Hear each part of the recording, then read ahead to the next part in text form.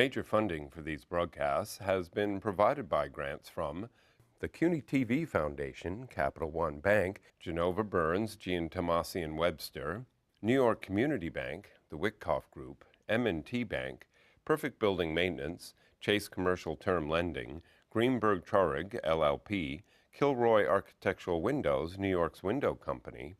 Additional funding is provided by grants from AKA Hotels, Corman Communities, Ariel Property Advisors, Bank of America Merrill Lynch, Bank Leumi USA, Briarwood Organization, CBRE, Colliers International NYC, Cushman & Wakefield, Customers Bank, DDG, Dime Savings Bank of Williamsburg, Eastern Union Funding, Flushing Bank, Friedman LLP, Gemini Real Estate Advisors LLC, Herrick Feinstein LLP, Hersha Hospitality Trust, Investors Bank, James D. Kuhn Real Estate Institute at Syracuse University, James Orphanides Centurion Holdings, Margolin Weiner and Evans LLP, Madison Realty Capital, Massey Knackle Realty Services, Matone Group, Meridian Capital Group, Newmark Grubb Knight Frank, New Banks, People's United Bank,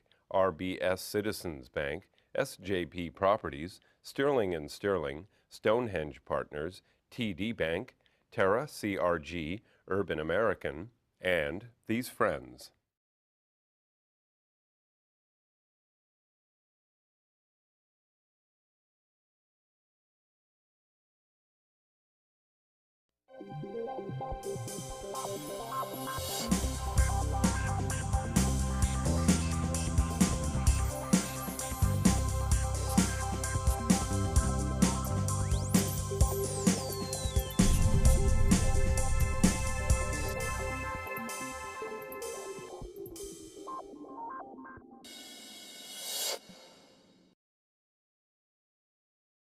My Apple, is it going to be a good year in 2014 or is it going to be a bad year in 2014? Are we going to have a lot of purchases or are we going to have a lot of sales? I don't know. So I've assembled this very extraordinary group of individuals today, AKA the brokers and the buyers, to provide their insight on how they see 2014 in the investment sales market in New York City. My guests today include Ofer Cohen, who's the founder, president, and CEO of TerraCRG. Shimon Shkury, who is the president and founder of Ariel Property Advisors.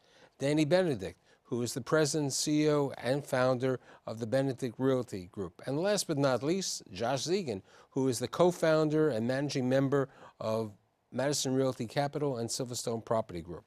So as I said, I have the investment sales experts sitting over here, and I have the guys who you do business with, because if they don't buy, you don't have money for a haircut.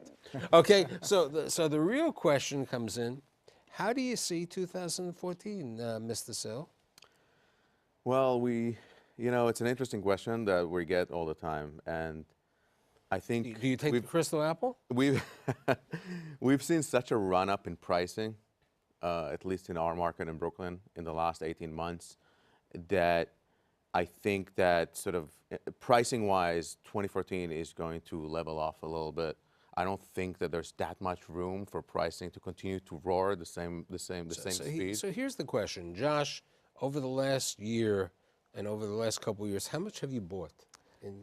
So we've bought about $600 million in total capitalization of real estate since 2010. It's mostly value-add and sort of value-add, multifamily, mixed-use, retail, and development sites. So, and you, Danny? About $250 million worth of a transaction last 3 years, about $100 million this year alone. So what have you seen this year? Where have there been the opportunities? Because, there's this voracious appetite of many people out there wanting to buy. It's not local people, it's people from all over the world, as you said. People call you from around the continent and they want to be in there. I was even reading an article recently that Israel is continuing to be like the 6th largest investor in New York City and around the world. We see an enormous amount of capital coming into the New York City real estate market in every aspect of the real estate development market. The development, the multifamily, retail, hotel, new construction. It's just really coming in from all over the place. But as owners, what do you see, both of you, in each one of you, what do you see the best opportunity? Because, multifamily has always been, because the lack of enough units, the fact that more people want to be in New York City from around the world, students and everybody wanting to come in here. Is multifamily, in your opinion, the best asset class, or are there other opportunities still in the market? Josh? Well, a lot of our business is done in multifamily because that's where we believe we can add the most value in terms of finding properties that may be underutilized, whether it's through layouts that we can reconfigure or upgrade apartments or buy out tenants or find a use for air rights. And what we find is it's really hard to buy today, but there's more special situations. It's deals that may not have been marketed or may have had a bad marketing campaign, and you can buy sort of towards the end. Marketing campaign from these two gentlemen over here. So that's typically it's special situation deals. It's really hard to find marketed opportunities. You've also, in addition to multifamily, you've made a decision, which I think is a great decision, with regard to the medical community. Yeah, I started purchasing medical office buildings earlier this year, late last year. And multifamily, of course, is the safest investment, especially the middle market, where there is still a substantial lack of supply. We don't have enough apartments, we don't have enough land to build. The cost of land is prohibitive to create and to build middle-class housing in New York City. So it's a very safe market. We're running our properties, and I'm sure Josh too, in the high 99% occupancy rate, which is unheard of in any other market in the country. But a medical office building is a great opportunity. It's an area of growth in the office market, which in itself... And it's also an area of growth, especially with Obamacare, and hospitals trying to grow and do other things. But that's also, you do a lot of business near Columbia Presbyterian. Yeah, we do a lot of business near Columbia Presbyterian. We do a lot of business near Columbia University and the growth of Columbia on 126 to 135th, and this is one of the growth areas that we can talk about. But in general, the multifamily market, you mentioned demand supply. It's worth noting that between 2000 to 2010, there were 170,000 new residents in New York City. Between 2010 to 2013, 150,000. So if you annualize it, it's about 3 times the amount. And in terms of units that are available, new units available on the market, in 2008, there were 33,000 new units that were built here in the city, and in 2014, only 15,000 are projected. So there's definitely a skew in this supply-demand You know what's equation. interesting? The number of new units, perhaps the largest number, has been built in Brooklyn. I mean, if we take downtown Brooklyn as an example, I remember a couple years ago I did a show, and I was saying who's going to rent these 1,950 units, and they were rented, but they were rented at $30 to $35. The Avalon Bay, the John Catsimatidis, and a variety of others. Today, we have another large number of units 12,000 units in the development pipeline in Brooklyn right now, out of which probably 98% is rental, and still a very significant lack of supply of Class A apartments. But the projected rent on these units are what, $50, $55 a foot? 50 and up. So in the worst market, it's 50. In the best market, 65, 70. So what happens, with, we have a couple of big questions looking, and no one has a crystal ball, that we have a new mayor coming into town. We have taxes going up. We have, the mayor is coming in allegedly with a balanced budget, but we have definitely a number of union contracts and municipal employees.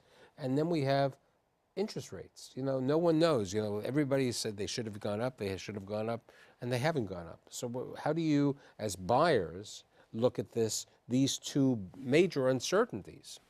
So when we buy, we really have to buy a value-add deal where we can create enough value that hopefully offsets some of the interest rate risk going forward. So what do you mean, for my viewers, what is a value-add deal? How do you identify what is a value-add deal? Sure, typically a deal that we can go in and create additional value through changing layouts, changing unit mix, upgrading apartments, using additional square footage, leasing up some of the vacancy. So that's typically where we can create additional value. Layouts are a huge thing. How you maximize layouts, especially with shared roommate situations, the boroughs, that's particularly important, the Lower East Side, the East Village, West Village. So that's really, the offset of some of the interest rate risk through value add is one of the ways that we can mitigate some of that risk.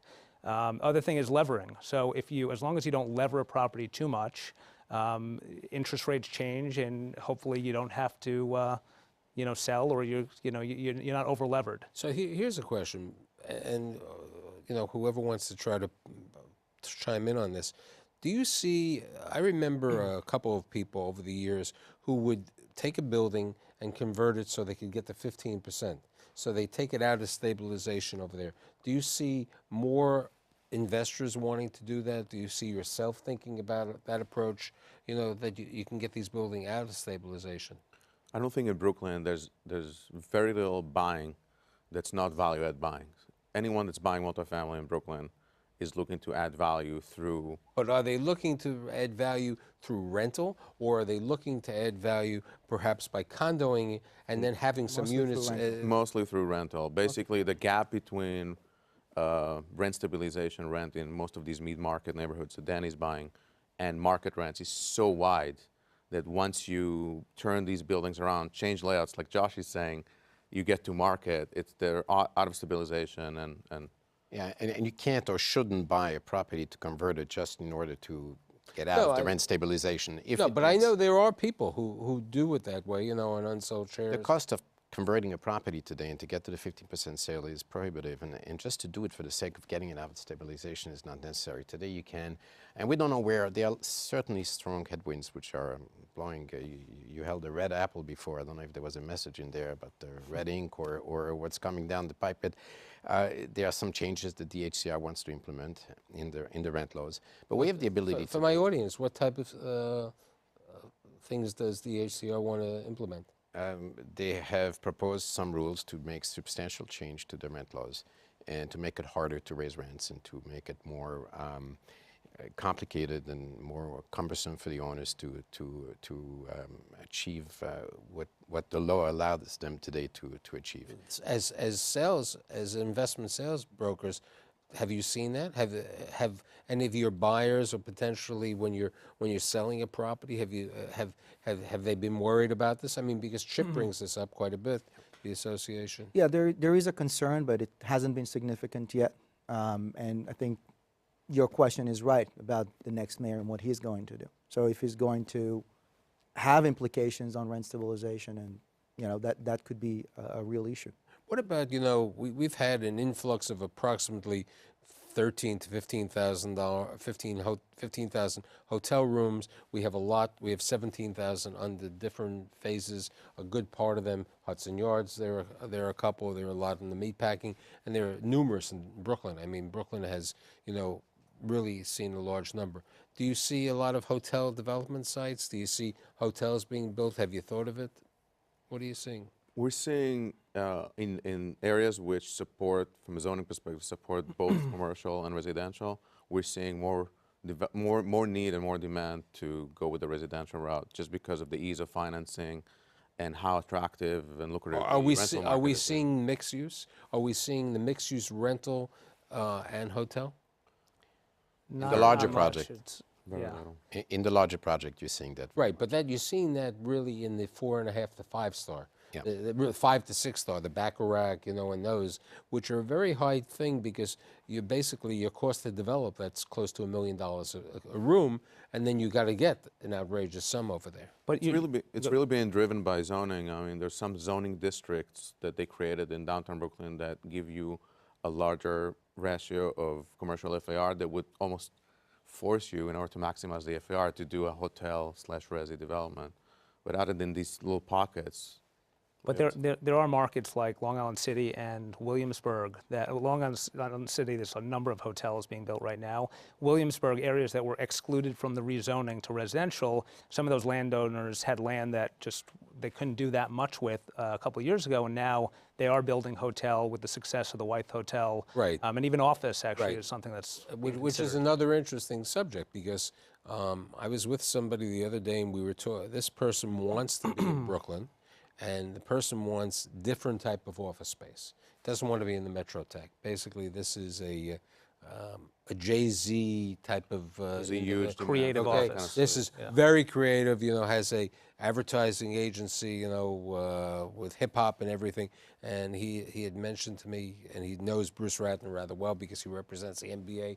And Bruce says to him, move into Metrotech. He says, I don't want to be in an institutional prison. No, nothing wrong. Metrotech is very nice, but it's institutional. It doesn't have, ceilings which are open, and that's the different Loft-like type of thing. feeling. The loft type of market. There's a number of developments, some smaller, some larger, in Brooklyn that's trying to cater to that office. Right, the Jehovah user. Witness type The of. Jehovah Witness deal, Jamestown taking over Industry City. We just did a loan for someone on 29 Ryerson, which is right next to the Navy Yard, and that's the business plan. It's creative office, where office in Williamsburg and office in Dumbo are so pricey that this was sort of a medium sort of alternative.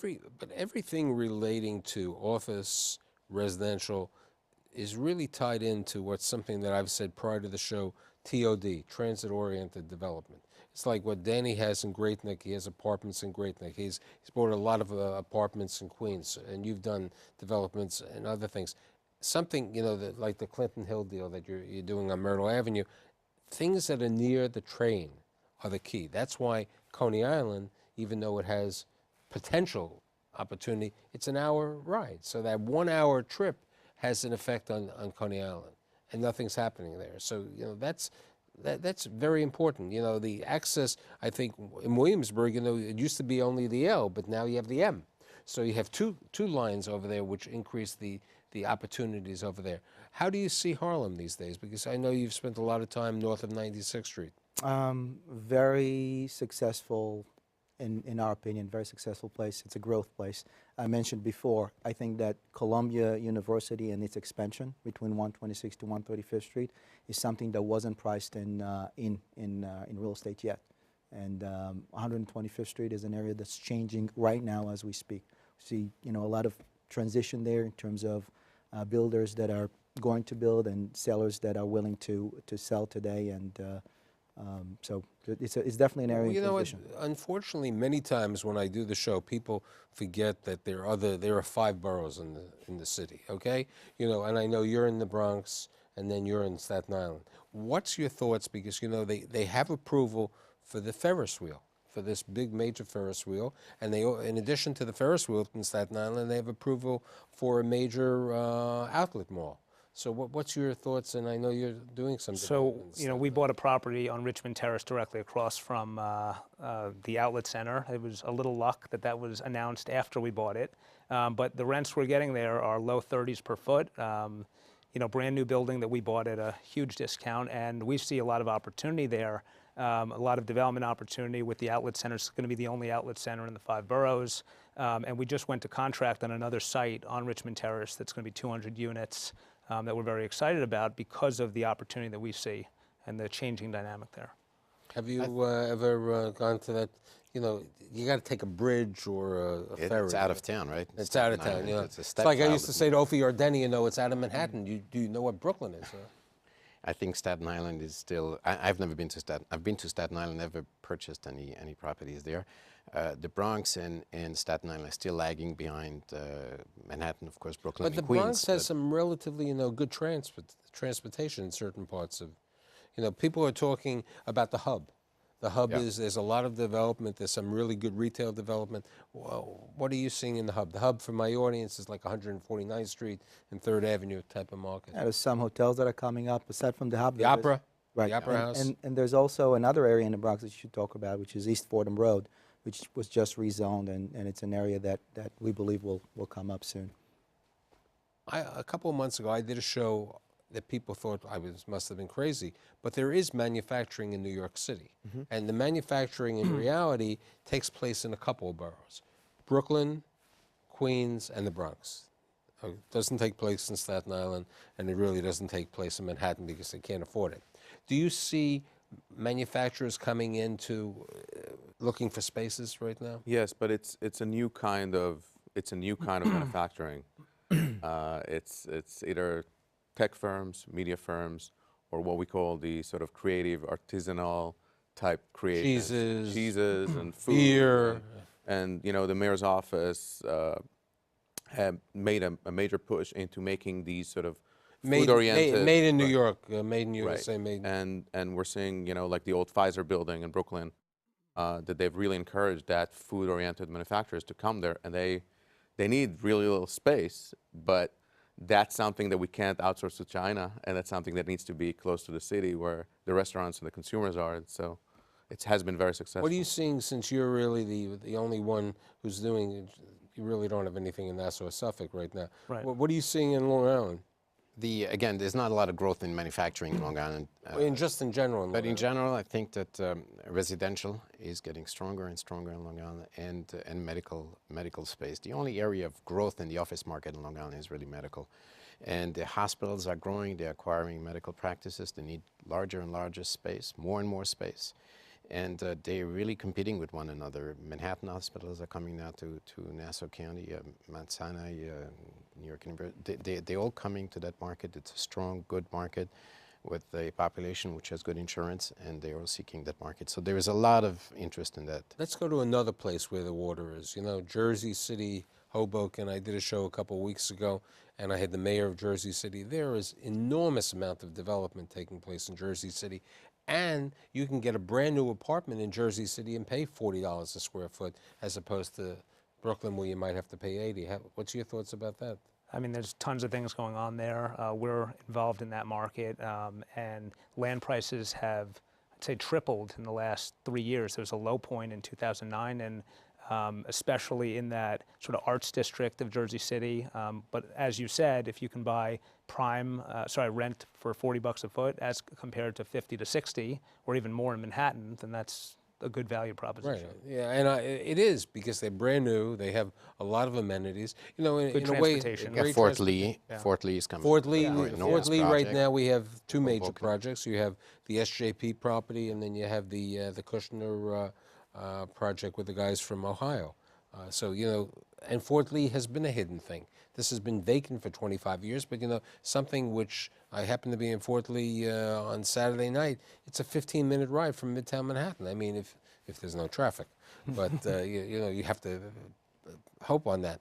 So, if somebody came to you and said, "Where's the next opportunity?" People come to me on the street. So tell me where. I said, "I wish I knew." Where do you see the opportunity? Because you're buyers, okay? Both of you are buyers, you're investors, and your clients and investors say to you, "Where should we go?" Josh? So I mean, there's a number of places where I just see people getting pushed from areas that not everyone could afford $50 to $70 a foot rent, so they're being pushed from Williamsburg to Bed-Stuy to Ridgewood, Queens, to Clinton Hill, to Two Bridges area downtown. I mean, there's so many pockets where there is opportunity, and a lot of people don't know about those opportunities yet, and will be buying, I think. Well, you talked about Brooklyn. I think in Queens, it's the new upcoming areas are really Jackson Heights, which is booming right now. Astoria, of course, has been a very strong Long Island city. Corona is doing very well right now. And some areas which were kind of dormant, such as Rego Park, Woodside, Forest Hills, Kew Gardens. I mean, when you talk Rego Park, you have good trains. It shouldn't be an area, right? It wasn't a hip area. It was just a nice, mature area. A lot of houses, family-oriented. Yeah, but it's changing. It's changing rapidly. I think with Danny, I think Astoria, Long Island City, and Queens. I think in Brooklyn, you can agree with that or not. Bushwick is one of the areas that will come up, in Crown Heights. I think in Manhattan, aside from West Harlem, Midtown West, Lower East Side, and Financial District, because of the new. Let's talk a little bit about Midtown West and the Hudson Yards. I mean, Related and Brookfield are two major players for big properties, and they have L'Oreal. You're going to have Time Warner over there. You're going to have all this situation. What do you see with regard to yourself? Have you looked at the Hudson Yards? I know you've invested, on 42nd Street, right near Shimon's property. We just acquired another property around the Hudson Yards district, and there's just so much opportunity we believe Time Warner Center is going to come to 33rd and 10th, and Coach and the 7 line being changed from, rerouted down to 33rd. So it's a big opportunity. It's not just Hudson Yards, though. It's also the residential development that's happening all around it. You know, your building on 42nd, and you know, our building on 42nd, and when Moinian builds now on 42nd and 11th, the new Gotham building on 44th, 44th and 11th, and the market that The it created. Taconic is building on 52nd and 11th, I believe. Correct. So, you The know, whole area, the whole area there between 34th to the 50th. So wait, we're not going to have any parking lots left. We're not going to have any auto dealers because the 11th Avenue... gas stations. Okay, there's no more gas stations, okay? So we have to have car sharing and everything else. Electric cars. Electric cars. That's where you're getting the bicycles. Yeah. That's right. But, you know, that relates to, you know, as Josh was saying, taking advantage of space. Many people would have storage, you know, in the walk-up buildings. Storage space is a highly desirable thing. Taking building sheds. Have you done that in some of your buildings? No, I did not. But it's a good idea. No, it's, let me tell you, it's, you know, to have, you know, you have luggage. Where do you put it over there? I've done it, but not in walk-ups in the city, which have you buildings done- are small. It's to something begin we, with. yeah, it's something we did. We bought a building on 28th and 2nd and rebranded it and made it the Grayson. And one of the first things we saw was there was this huge underutilized space in the basement that was sort of storage, and we made that into, you know, a number of storage lockers. And there was tons of demand for it because there's no space. There are two sections that we didn't talk about. I brought up Coney Island.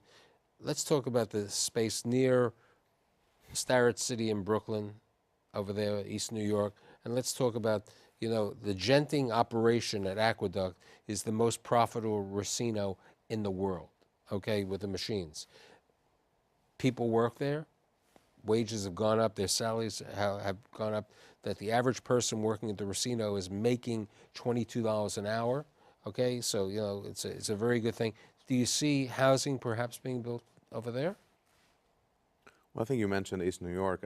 I think that the next administration is going to have to look in terms of zoning and see what kind of sort of new mixed-use uses could be tapped into this area in order to really push the development up. I mean, if you really think about the last, you know, I mean, 12, there's 15 vacant years, land. I mean, there's development. right? But nothing would have happened in Williamsburg and downtown Brooklyn unless there was a big rezoning. I don't agree. I think there will be development. There is no new house. There's not enough housing, and besides that, you have JFK Airport. The traffic keeps increasing year after year, and it's an enormous employer in Queens.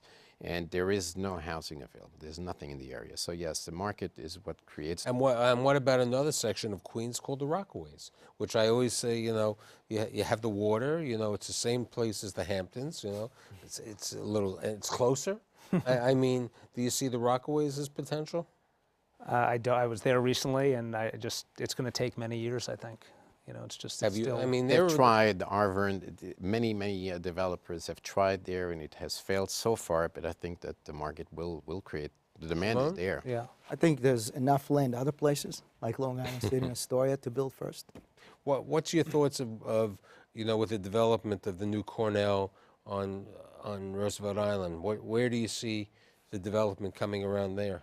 I think, again, Long Island City and Astoria is going to be big on that. I mean, people need to live, people need to work, so. And I was just going to say it's going to. I'd extend it to Woodside and Sunnyside, which is a lot less expensive than Astoria and Long Island City, but really just one stop further on the So, train. you know, the apple may be red, but not because I'm worried about the redness of danger, but I think it looks shiny, and it looks like the year will be pretty good.